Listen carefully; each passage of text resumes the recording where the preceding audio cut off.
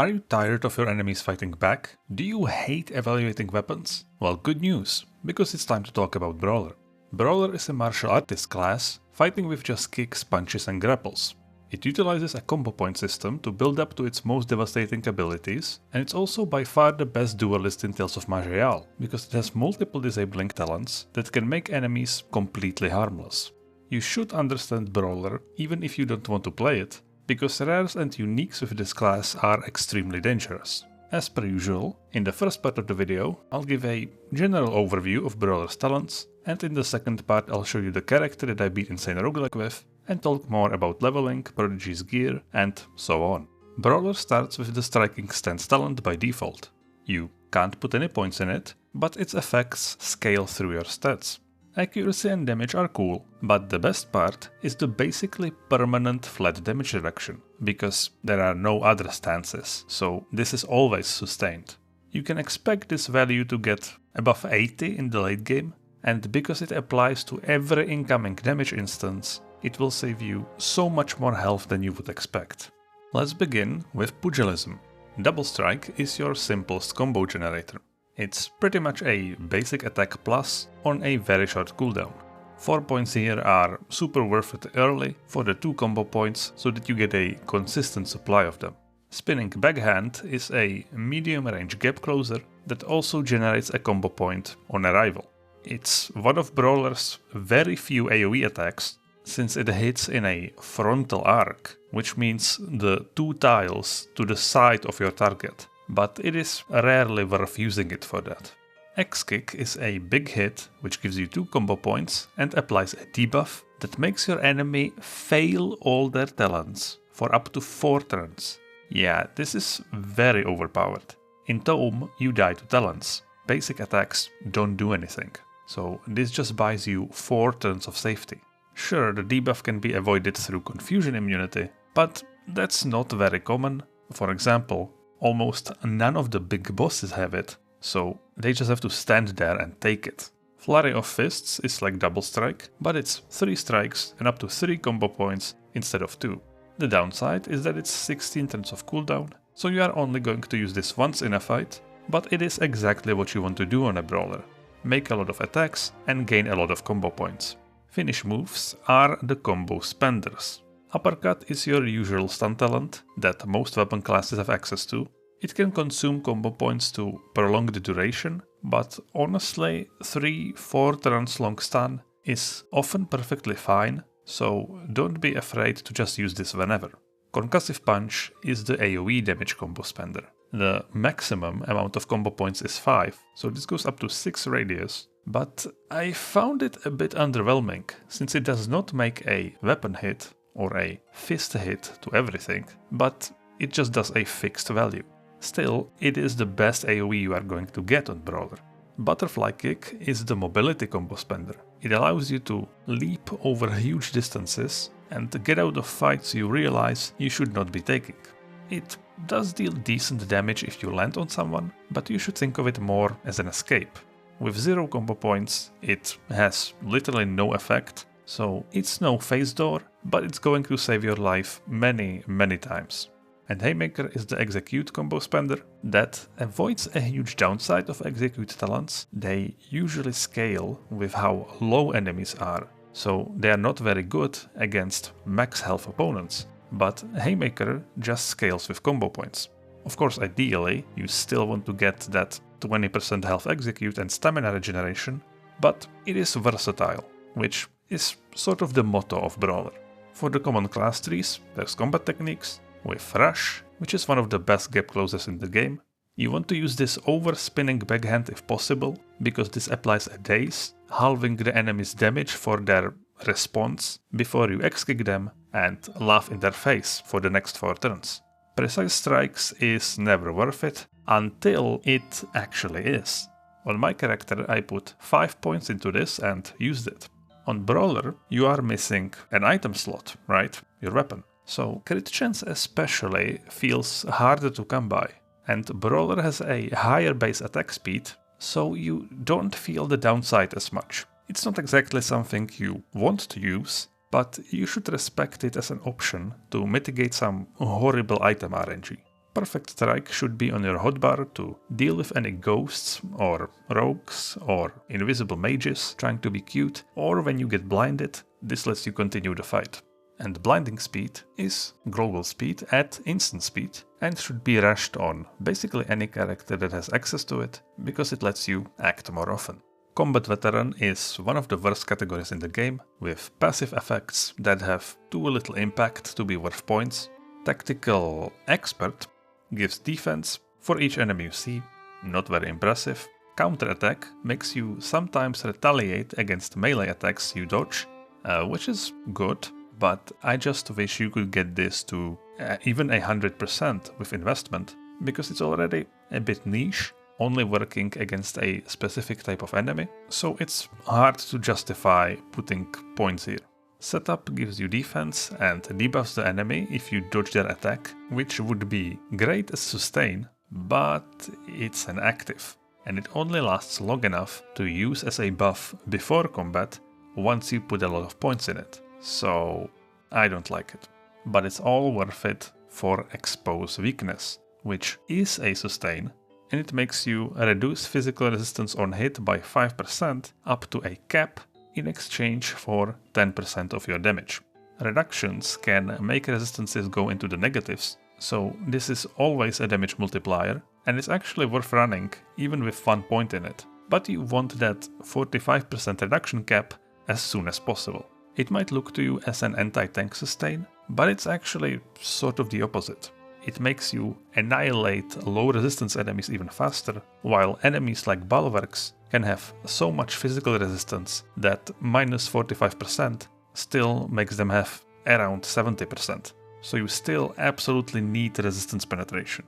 Grappling kicks off the locked categories, and this is another disable, although it does not start as one.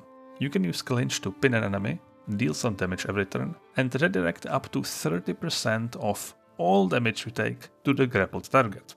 This is already extremely good, as it makes you a lot harder to kill.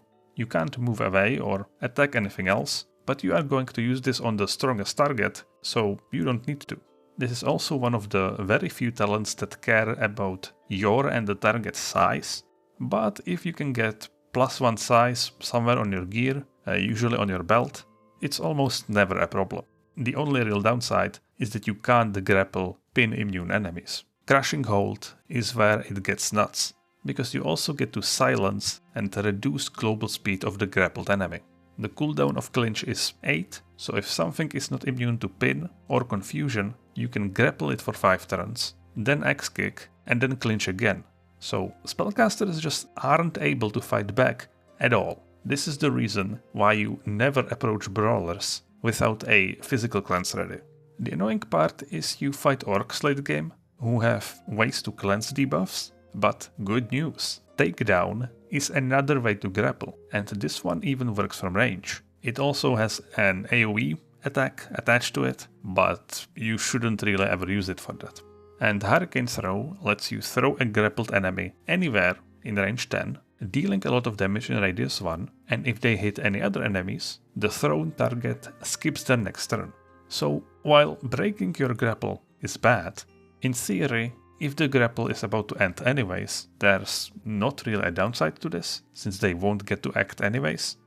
But you need some other enemies in vision who might not even be close to you, so then you might need to use a gap closer to reach them after you throw your target to those enemies. And it's just a lot of work for not that much of a benefit. You can instead just grapple again, or axe kick, or anything other than throwing the enemy away. I don't think Hurricane Throw is useless, but I just found better things to put my points into, like the Unarmed Discipline talents and Combination Kick, which can be used to strip up to 5 sustains of any type. This is quite rare in Tome, and for a good reason, because it allows you to absolutely ruin a number of classes, like for example Doomed. You can just turn off all of their shadows, or Brawlers, because you can turn off their striking stance, and pretty much every class has some kind of useful sustain, so this is amazing. The damage of this talent also scales with your striking stance multiplier, so you can eventually get this to like 70% damage per hit, which makes it deal ridiculous damage, and it stacks up your exposed weakness as well. Relentless Strikes passively makes you generate combo faster and gain stamina each time you do. You then get double the stamina if you generate combo when on your maximum 5 combo points. This is a core talent to Brawler. It solves 2 of its big problems at once, and it adds another layer of decisions to combat, where sometimes it's best to just regenerate stamina for a couple turns instead of consuming your combo points. Open Palm Block gives you a massive shield based on your combo points. People seem to really like this talent, but I find it underwhelming. Don't get me wrong, the effect is great, but it only lasts for 2 turns, and defensive talents that take a full turn to use need to have a decent duration. With this, you do nothing for a turn, then you get a turn of safety to attack, and then it's gone. So it just stalls the fight, really, which is good if you are waiting for, let's say, a movement infusion cooldown to run away. But if you intend to fight, I don't think this is a good place to spend your combo points. Touch of Death is a confusing mess of a talent. What it says it does is it makes an attack, and then the next turn the enemy is dealt that attack's damage but increased by 40%. And then the next turn the enemy is dealt that increased damage but increased by 40% again. And so on until 4 damage ticks. But there's a lot more to it than that. First of all, the first hit must deal health damage. Damaging a shield does not apply the debuff. Second, the Touch of Death debuff cannot be cleansed, which is nice. And third, the numbers shown in the description are just off. Touch of Death does not copy the damage of just the attack, but of the entire attack instance. So if you use Touch of Death and deal 411 damage with it, but that triggers on-hit effects that deal 866 more damage, it all counts. Okay, that's kind of understandable, even though the code implies it probably shouldn't work like this. But the first damage increase is not 40%. In this case, it is 80%. But this increase is not consistent. Here it's 64.5%. But okay, that increase is in your favor, so really, who cares about the math? Does the talent play well? It's mostly a boss killer, because you are never using this in the first couple of turns. You always open with your stuns, grapples or X-kicks. Then you also want to wait until physical resist reduction stacks up, and by that point the enemy is hopefully almost dead, so you don't want to invest into a slow scaling damage attack when you have executes like Haymaker. The potential damage of this is crazy, but you very rarely have the need for it. Dirty Fighting comes at 1.0 Mastery, and it's the talent you want from this category, because it reduces every important immunity by 50%. This makes it so that all your disables can work even on immune enemies. But, while in theory that sounds great, in reality very few enemies are immune to stun, confusion and pin, and you really only need one of these. And since this only reduces the immunity by half, you could waste your first 2 turns just making mediocre attacks without applying any debuffs. If this didn't cost a category point, it would be a no-brainer talent, but it does cost a category point. Backstab is also good. It passively makes you apply debuffs on hit and deal more damage per debuff on the enemy. Although debuffs like X-Kick, for example, while it is a confusion type effect, I would assume does not count for Backstab. Blinding Powder lets you blind enemies and reduce their defense. It's probably better than I give it credit for, but I would rather use attacks that apply debuffs than just spend a turn on a debuff. And Twist the Knife has some incredible applications on Brawler, allowing you to prolong the talent fail from X-Kick, or at least a grapple or a stun. So this tree has very good supportive talents, but the other 2 locked trees feel core to Brawler, and unlocking 3 trees is always a tough decision to make. On the generic side, you have the amazing mobility tree. Disengage is probably the weakest talent here. It lets you jump back from an enemy and get a speed boost. It can be a little awkward to target this, but it's still a very solid escape talent, at least once you put 2 points here for the bigger range. Evasion gives you a chance to evade melee attacks and raises your defense at instant speed. Defense, of course, also gives you a chance to dodge attacks, but it's a separate effect from evasion, so you are very hard to hit with this active, even with just a single point invested. Tumble, my precious, is one of the best mobility talents in the game. It's an instant speed teleport basically, and it's on a very short cooldown. You can even use it as an instant speed gap closer and then have it ready if you need to escape. Sure, the stamina cost increases when you spam it, but not by that much for the first couple of uses. You want 4 points here as soon as possible for the range, because it makes a massive difference. And Trained Reactions is one of the best defensive sustains. It reduces damage from big hits in exchange for your stamina. You should run it as soon as you can handle the resource cost, which is usually around level 20. Unarmed Mastery is Weapon Mastery for unarmed combat, so you want to max it. This is also what gives you the innate attack speed bonus. Unified Body gives you strength based on cunning and constitution based on dexterity. Gloves scale from 40% of your strength, 40% of your cunning, and 40% of your dexterity. So this is very synergistic and it helps a lot in the early game with stat requirements, but it does not give a lot of benefit for point investment. Like 4 or 5 more stats for a generic point is nothing special. Heightened Reflexes give global speed when you get targeted by a projectile, but it can only be used on movement. This is a very weird way to design this and phrase this, because usually these talents just give you movement speed. The way it's written, you would think that you could actually take an action utilizing the high global speed when Heightened Reflexes triggers, but you can't. At least, I don't think you can. It does not seem to apply to any actions other than movement. So why is it not just giving you movement speed? I don't know. But it's fine. Sometimes it will let you dodge a projectile. Reflex Defense increases your flat damage reduction and also lowers enemy crit multiplier, which is one of the best defenses you can have. The vast majority of your deaths will come from being crit. This talent is just incredible. Conditioning has Vitality, which temporarily gives you health regeneration when your life drops below 50%. This is very impactful early in the game, but falls off pretty quickly once the damage gets higher, but it's a good one pointer. The reduction to the duration of poisons and diseases is not too important, because if you get afflicted by a poison that gives you 30% to fail your talents, it doesn't matter if it lasts 3 turns instead of 6 turns, you still want to cleanse it.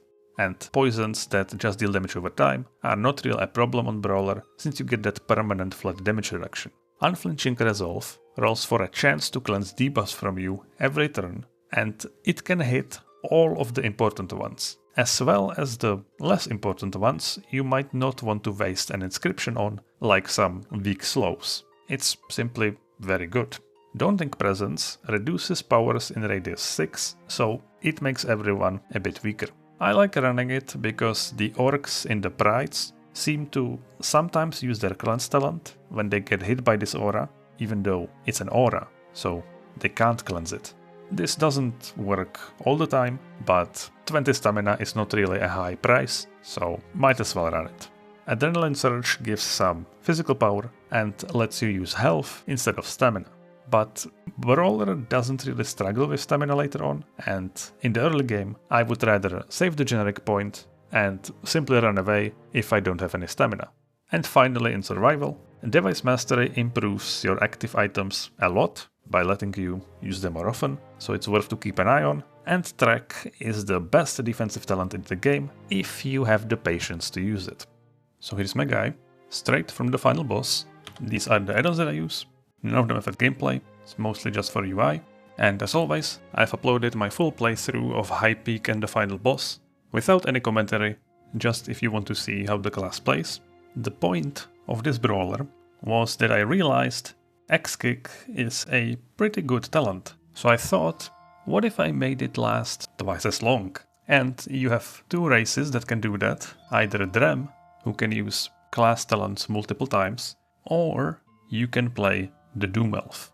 This class gets Haste of the Doomed, which is an instant speed teleport, and then you can reactivate it to teleport again, but that second activation will not be instant. This works when you are pinned. I think it works even when you are silenced, so it's a reliable escape tool that's just extremely useful to have.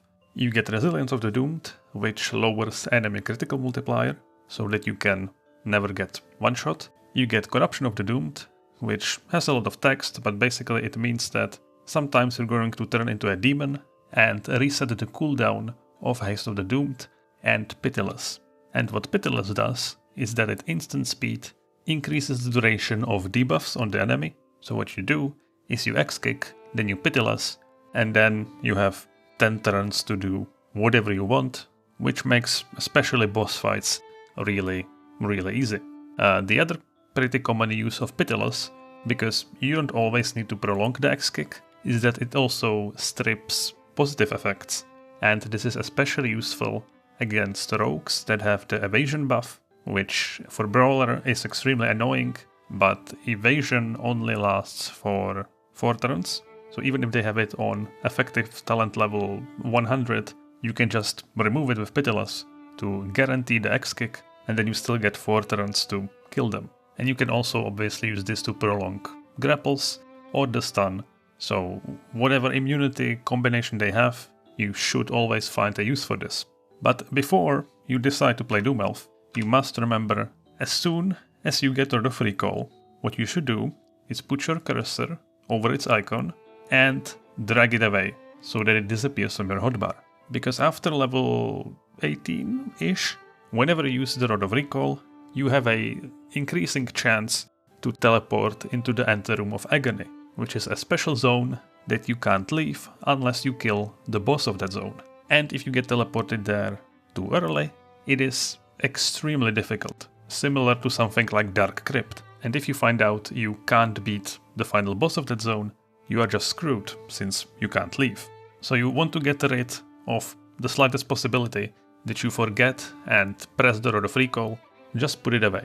And then I think around level 30, you can start using Rod of Recall again, and the zone shouldn't really be very difficult once you have your first Prodigy, once your character is a little more powerful. The early game on Brawler is a little painful, because you need Dexterity for these talents, Cunning for these talents, and then also Constitution for conditioning.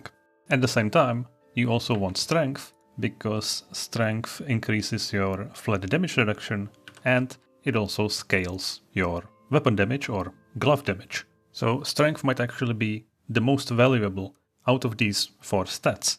So if you want to min-max it and play around with items that give you these stats so that you can put more points into Strength, you can, but the easiest thing to do is to just spec Dexterity first, then Cunning until you can get it to 44, which is what you need to fully invest into the last talents in their respective trees, and then you go Strength third and Constitution last. On level 10, you will want to put your category point into an Inscription slot and get your Double Strike to start generating 2 combo points. I like 1 point in Spinning Backhand to get that extra range, and then you try to get X-Kick to 4 turn duration as soon as possible. On the generic side, you want 2 points in Tumble for that slightly bigger range. Unified Body will let you take Vitality, and you should look to put points into Unarmed Mastery whenever you have enough Cunning. Next, you want to rush Blinding Speed as soon as it's available, grab Flurry of Fists and Haymaker, and before you go for Exploit Weakness, since you get a category point, I think it's worth it to invest it into one of these trees. They are both really good, but I think the Grappling tree requires more class points to make it good, whereas Unarmed Discipline, you can simply do this to generate a lot more combo points and be able to strip physical sustains, as well as getting another very powerful attack. And now you can start going for Exploit Weakness, which should help boost up your damage. On the generic side, since you are about to enter your first tier 2 dungeon, I like getting Track, and 2 points in Unified Body will let you put a point into Thick Skin, as well as Unflinching Resolve. Unfortunately, you can't get everything, because at the same time, you will very soon want to invest into Trained Reactions, and on level 24, you can start putting points into Pitiless. Once your exploit weakness is maxed out, you can come back to the Unarmed Discipline talents, so that you can remove any sustain, and beef up your combo point generation just a little bit, and then it's worth it to save up a couple of your class points, because on level 34, you're going to be unlocking Grappling, and you want to get to that silence as soon as possible. On the generics, you should have Trained Reactions sustained at this point, and some points in Pitiless. You don't need to max this immediately, because even just the 2 or 3 turn duration increase on X-Kick is usually sufficient. So your next goal should be to put 4 points into Unflinching Resolve, so that you can cleanse any of the possible debuffs, and invest into Thick Skin whenever you have enough Constitution gear. Then once you have the Grapple talents online, I like going into Flurry of Fists, so that you can get 3 combo points per hit, so you need to invest 4 points here for that. For the generics, I cheated my stats at this point, because you really want at least 4 points in Thick Skin, and by this point you should have enough plus Constitution gear to be able to get here. And make sure to put 1 extra point into Trained Reactions. I find 3 points to be a nice break point for the damage reduction. And this is the finished version, where the biggest change is that you go for Touch of Death, so that you can use it on Elandar. It's also really nice to put 2 points into Takedown to get the range from 2 to 3, as well as 4 points into Rush to get it to range 10. And Precise Strikes, we'll talk about it when we talk about gear. If you don't need this, you just spread the points probably somewhere in your finishing moves.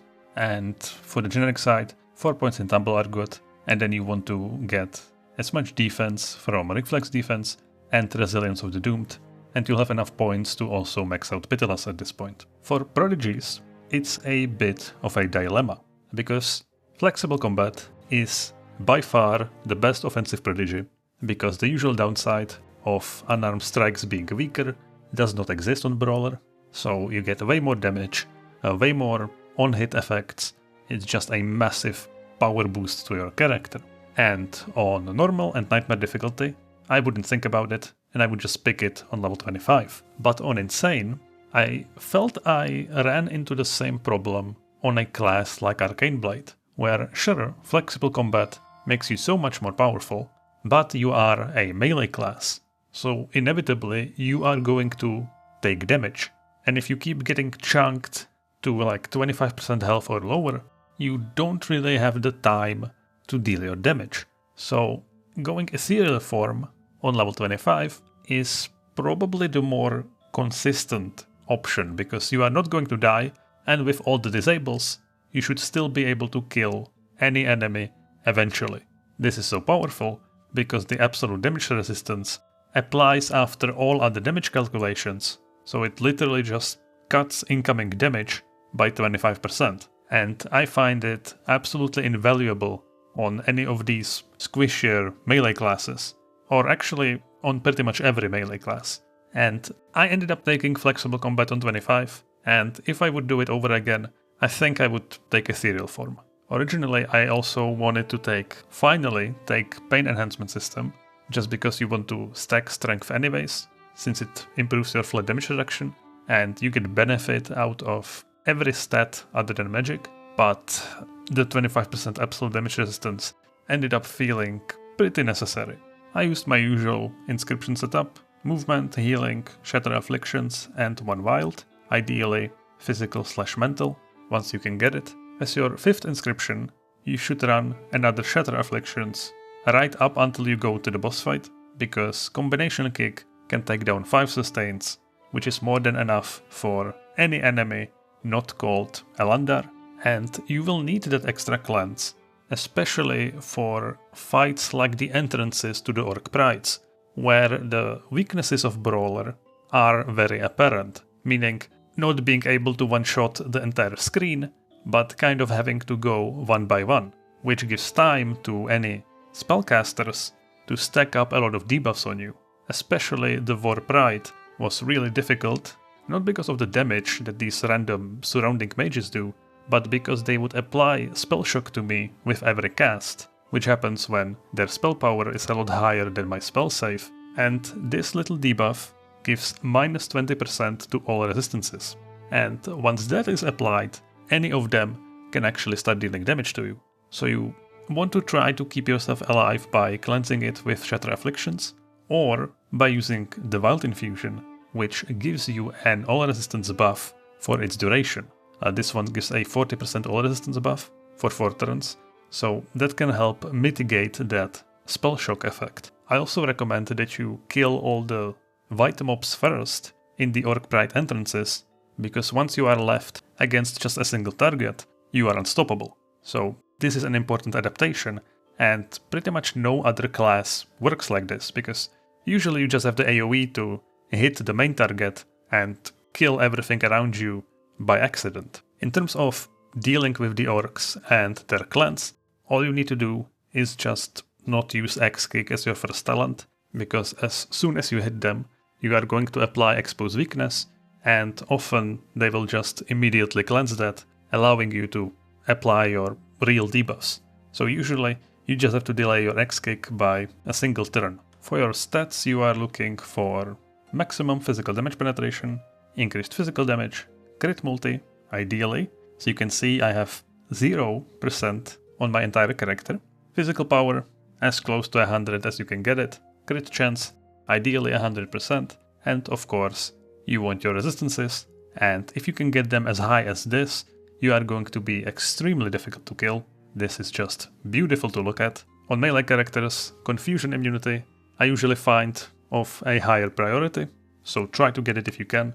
And as you can see, I have 88 defense, which almost entirely comes just from Ethereal Form, plus some of the talents, and this will be enough to dodge the attacks of the majority of enemies, other than the rogues who have like 120 accuracy, but with a 102% reduced critical multiplier, you should be fine. I want to start with a revelation that I had. So I've played this game for around 1,000 hours, and I spent a lot of time grinding every vault in the Orc Prides and clearing some optional dungeons, trying to find tier 5 orange gloves so that I can craft them. Well, it turns out tier 5 gloves do not exist in Tales of Maj'Eyal, which to me came as a shock. There are artifact gloves, so yellow items, that can be tier 5 gloves, but blue, white, orange, green gloves are never tier 5. So I wasted a lot of time and I got pretty frustrated at how incredibly unlucky I am, but they just for some reason don't exist. And we're going to talk about this last. I want to shout out this all resistance modifier that only exists on light armor helmets, and you also want to try to get as much strength as possible to improve the flat damage reduction from your striking stance.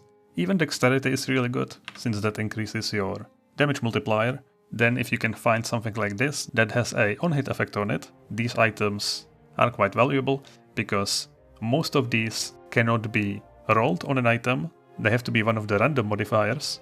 The belt is the easiest place to get +1 size, so right now I am big, which lets me grapple up to huge enemies, which includes dragons and almost any humanoids. On boots, you primarily want the Undeterred mod, giving you confusion and stun immunity.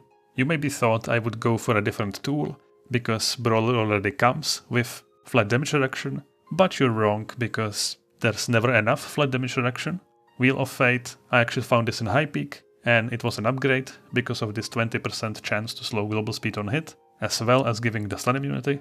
My cloth armor is where most of my increased physical damage comes from. And then unfortunately I am missing both of my weapons because I'm a brawler, which is why I ended up with precise strikes. Because if I turn it off, I only get 75% crit chance. In terms of what modifiers you want on your gloves, what you are looking for are the modifiers that add another attack, which are Warmaking, and this is the best one because it gives you a 20% chance to cast Cripple, which is another decent damage attack that also lowers their speed. The other one is Iron Hand. This only gives a 10% to trigger Disarm, which is another attack that instead does disarm. And then the last one is Night Hunter, which gives you 10% to trigger Dominate, which does a bunch of stuff if they can't save versus your mind power, but since you're going to have 0 mind power, this is not that likely to trigger, but if the target is adjacent to you, this also includes a melee attack. So those ones have the highest value. Ideally, if you can get multiple of them, that's the best. Unfortunately, all I could do is just get Dominate, which is actually on crit and not on hit, but since I crit all the time, it's basically on hit. And the rest of the stats really don't matter anywhere nearly as much as the on-hit effects. For the elixirs you want class points, then generic points, then +5 physical critical strike chance, and then the stat elixirs, with the strength one probably being the best. From the escorts, other than the usual stuff like a Chant of Fortress to improve your physical resistance, I mostly just try to get strength whenever possible, just to boost my flat damage reduction as much as I could, and that's pretty much it, that's Brawler. I found it to be a really fun class because of how many decisions there are to make. Target selection is not really something that you have to think about on a lot of classes, so I enjoyed how it made me adapt from the usual playstyle in Tome. It's one of the characters where I felt the proudest of my victory because it felt really hard-earned. So hopefully this can help you achieve your own victory with Brawler, and I'll see you next time.